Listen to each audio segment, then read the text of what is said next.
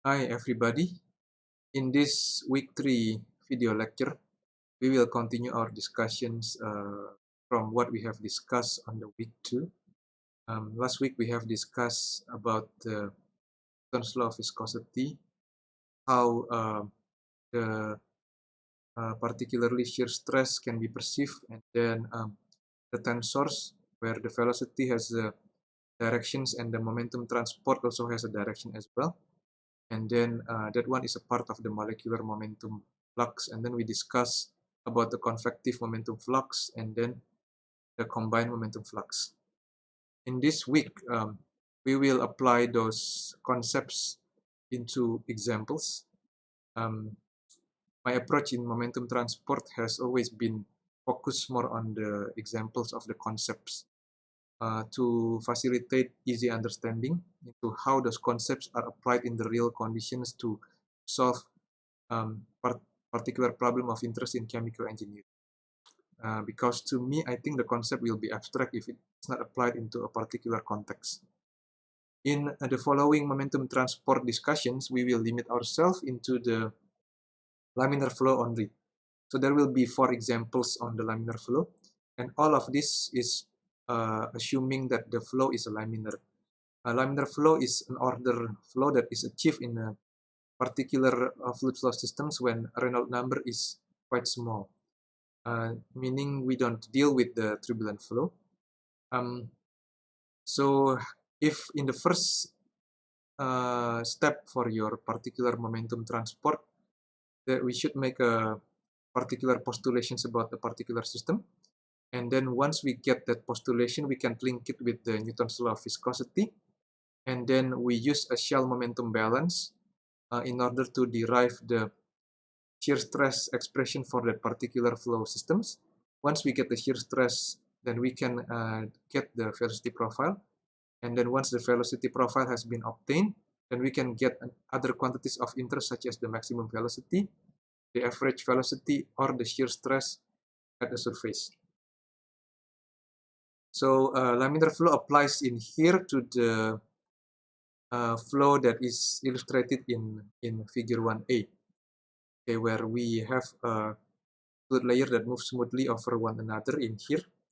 On the figure 1b, on the other hand, it's basically illustrating a turbulent flow where I think mixing is more enhanced compared with the figure 1a. So in this particular slides, we show you a shell momentum balance for the momentum transport in here. So basically you have a rate of momentum in by convective transport, out by convective transport, plus in by molecular transport, minus out by molecular transport, plus the force of gravity acting on your system. Normally this force of gravity is taken in the directions of your flow. Okay, this is what we show in here is a restricted statement of the law of conservation of momentum. Okay, so I think it's quite restricted in the sense that this may not apply to all the systems, but it's enough to illustrate the application of the momentum transport into the example that we discuss in here. And we note that the molecular momentum flux in here is including the pressure and the viscous contributions. So the procedure for setting up and solving viscous flow problem is, the first one is we have a postulations, for example. It will be clear in the examples that we will discuss.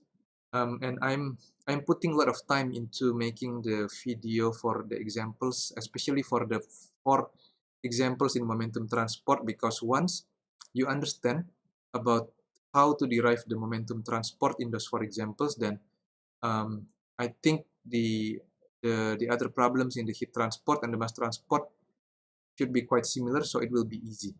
So so I put a lot of times into the video, and the video is a bit or I would say much longer than the video that I will make for the heat transport and the mass transport, because I want to make sure that you understand everything. And in any case, the detailed derivations for those examples are given also in the note that is attached into your canvas. The first one will be you make the postulation or identify the non-vanishing velocity components. The second is you write the momentum balance that is shown in the previous slide. And then in here, because it's called a transport phenomena, so our focus is actually on the microscopic scale. So it's not like in your intro you focus more on the macroscopic system, or if you go into the basically a physical scientist realm, then it focus more on the molecular scale, but it's not. In here we are dealing with the microscopic system. So we take a fluid shell elements with the derivations made on the thickness of the system. So we assume that a particular property varies in that particular thickness, and then as we make the momentum balance, we can let the thickness of the shell approach zero to get differential equations for the momentum flux. Once we get this differential equation for the momentum flux, then we can get the momentum flux distribution or shear stress distribution, and then we can use a Newton's law of viscosity, then integrate this equation to get the velocity distribution, and then the other quantities of interest. For the particular examples that we will show, three boundary conditions will be of interest in our case, and this will appear alternately in this different example. Boundary conditions in here is important to connect the value of your constant that you get from your ordinary differential equations into the physical systems. So the boundary condition here is basically the role is to connect with between the mathematical equations with your physical systems. The first boundary condition will be if you have a solid fluid interface, then the fluid velocity will be equal to the velocity at which the solid surface is moving. And this applies to the tangential component and the normal component of the velocity vector. People call this condition non-slip conditions. On the other hand, if you have a liquid-liquid interface, like if you have a flow of two immiscible fluids through a pipe, for example, that will be example 4 in the momentum transport that we will discuss in the week 4. Your tangential velocity component will be continuous through the interface, and then also your shear stress will be continuous across the interface. On the other hand, if you have a liquid-gas interface, for example, when your liquid basically is in contact with the gas, then you can assume that your shear stress is equal to be zero, assuming that your gas velocity gradient is not too large. This is quite reasonable approximation because the viscosities of your gases are much less than those of the liquid, as we show in the previous week video. Okay, and please note that in these three boundary conditions, we assume that there is no material passing through the interface, so there is no mass transport process. As such, there is no absorption, dissolution, evaporation, melting, or chemical reaction at the surface between the two phases. In real systems, however, in chemical engineering process, normally any process, you cannot just get any single process like just the momentum transport or the heat transport or the mass transport, because normally two processes happen simultaneously, such as the heat transport will occur with the momentum transport or the heat transport will occur with the mass transport. However, in order for us to be able to understand this momentum transport, then we basically just focus mostly on the momentum transport while assuming that the other two processes are absent. Okay, the first example will be a flow of the falling film that I will discuss on another separate video. Note that all the examples that I discuss in here is taken from a book of Bert Stewart and Lightfoot. So this book is actually your main textbook for this unit. So you may want to have a look into this book again, and I can share some chapters with you, or I can try to share this book, or you can find the book by Googling it yourself. I think it's available everywhere. For those that are interested and cannot find it, then you can shoot me email, then I will share the link for 1 day or 2 days so that where you can get the PDF copy for these things. But not that it's my right to give you the copy is quite limited, because it's copyright infringement if I distribute this copy, because this book has an associated copyright with the distributions of it. So the particular example that I discuss is basically around this chapter 2.